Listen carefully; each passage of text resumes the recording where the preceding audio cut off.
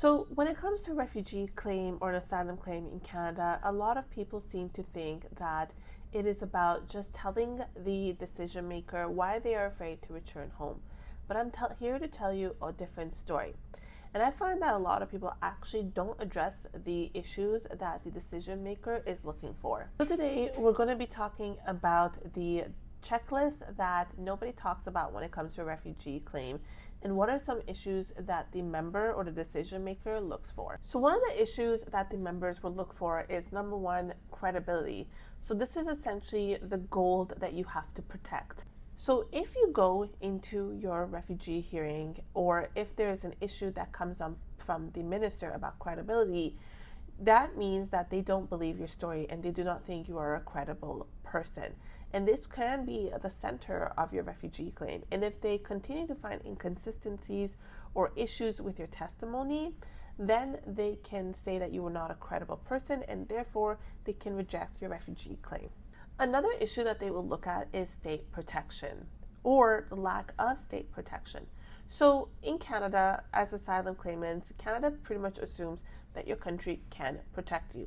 So if it comes to an asylum claim, you have to prove why they have failed in that. So for example, have you tried to seek protection but they failed? For example, the government refuses to protect you, or the government is the agent of persecution and they're the ones who you are seeking safety from.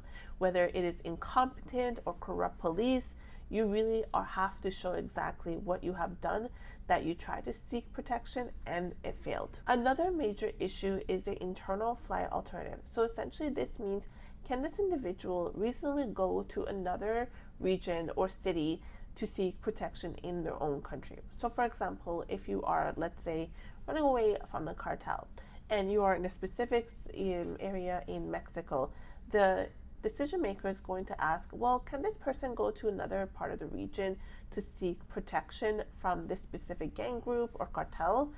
And if the answer is yes, and that reasonably you can go there and you are capable to, then they will say that they reject your refugee claim based on internal flight alternative. Lastly, guys, let's talk about the checklist that no one wants to talk about.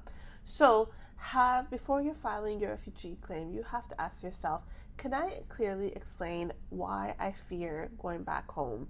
Or do I know who my agent of persecution is? So who is this person that I'm running away from, or the group or the entity?